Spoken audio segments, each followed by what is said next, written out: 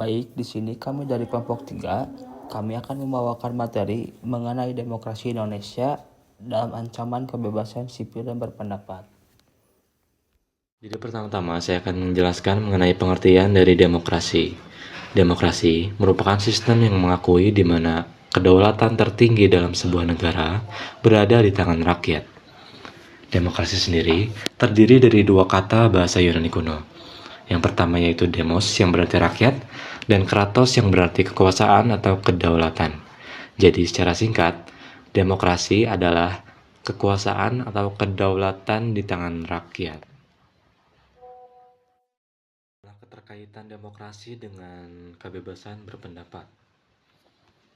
Keterkaitan demokrasi Indonesia dengan ancaman kebebasan sipil dan berpendapat bersifat saling memengaruhi. Demokrasi idealnya menjamin kebebasan, tapi ancaman muncul saat prinsip demokrasi dilemahkan melalui tindakan represif, pembatasan hukum, dan penyempitan ruang partisipasi sipil. Contohnya adalah banyak kebijakan yang dibuat tanpa dialog publik yang memadai, seperti RKUHP kemarin. Lalu musyawarah perencanaan pembangunan atau musrenbag sering hanyalah sebuah formalitas. Dan akses masyarakat terhadap informasi kebijakan masih sangat terbatas.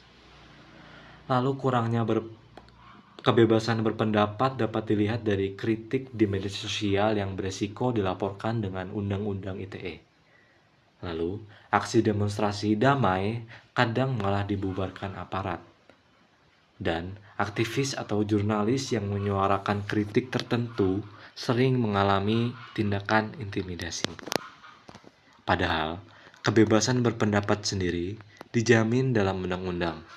Contohnya pada pasal 28E ayat 3 Undang-Undang Dasar 1945 yang berbunyi, setiap orang berhak atas kebebasan berserikat, berkumpul, mengeluarkan pendapat. Lalu pada pasal 28F Undang-Undang Dasar 1945 yang berbunyi, menjamin hak orang untuk berkomunikasi dan memperoleh informasi. Dan yang terakhir di Undang-Undang Nomor 39 Tahun 1999 tentang HAM. Sekian, terima kasih. Baik, yang selanjutnya yaitu bentuk-bentuk ancaman terhadap kebebasan sipil dan berpendapat. Yang pertama ada penyalahgunaan kekuasaan. Pihak berwenang dapat menyalahgunakan kekuasaan untuk membungkam kritik dan menekan kebebasan sipil, seringkali dengan dalih menjaga ketertiban umum atau keamanan nasional. Lalu, selanjutnya ada kriminalisasi menggunakan UU ITE. Sejumlah kasus menunjukkan bahwa UU ITE digunakan untuk menjerat individu yang melontarkan kritik terhadap pemerintah, perusahaan, atau figur publik seperti yang dialami oleh jurnalis, aktivis, bahkan warga biasa. Selanjutnya ada intimidasi digital, ancaman non-fisik di dunia maya, di mana data pribadi seseorang disebarluaskan untuk menciptakan rasa takut dan kekhawatiran dalam menggunakan hak berpendapatnya. Selanjutnya ada tindakan represif aparat, pembubaran paksa diskusi atau demonstrasi, serta tindakan fisik terhadap jurnalis atau aktivis merupakan ancaman nyata terhadap kebebasan sipil. Lalu yang terakhir ada ancaman pidana melalui RKUHP. Sekarang RKUHP-nya baru.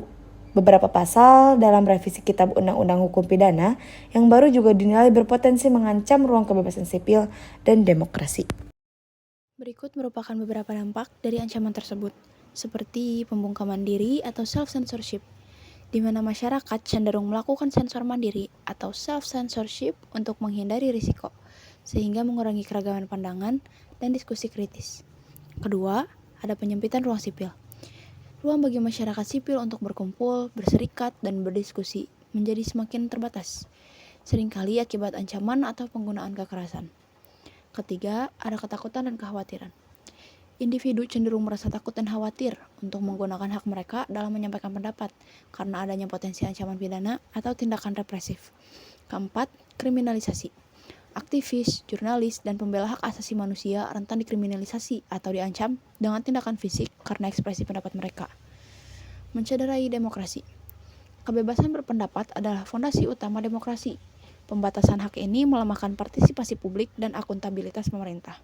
Keenam, potensi konflik.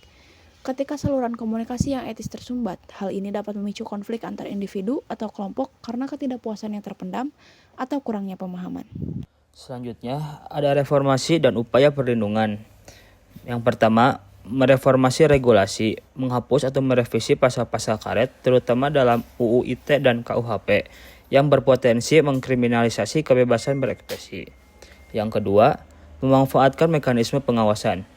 Warga negara dapat melaporkan atau meminta bantuan dari lembaga pengawas independen dari Komnas HAM ataupun Ombudsman jika mengalami ancaman atau pelanggaran hak. Yang ketiga, literasi digital. Memperkuat literasi digital di masyarakat sangat penting untuk memahami batasan hukum dan etika dalam berkomunikasi di media sosial, sehingga mengurangi penyalahgunaan hak dan potensi pelanggaran hukum. Yang keempat, memastikan akuntabilitas penegak hukum. Polri dan lembaga penegak hukum lainnya bertanggung jawab dan memberikan perlindungan terhadap peserta penyampaian pendapat di muka umum. Bukan sebaliknya, mekanisme akuntabilitas yang transparan perlu didorong, seperti melalui inisiatif data kepolisian terbuka. Sekian dari saya, terima kasih.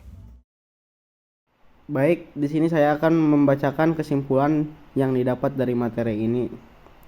Kesimpulannya adalah kondisi demokrasi Indonesia bergantung pada sejauh mana kebebasan sipil dan berpendapat dapat terjamin. Jika ruang aspirasi masyarakat terus menyempit dan tindakan represif meningkat, maka demokrasi hanyalah menjadi slogan kosong dan berisiko mengarah kepada otoritarianisme. Sebaliknya, jika pemerintah mampu menghargai perbedaan dan memberikan ruang partisipasi yang terbuka, demokrasi akan bertahan dan berkembang. Sekian kesimpulan yang saya bawakan. Apabila ada salah kata atau kalimat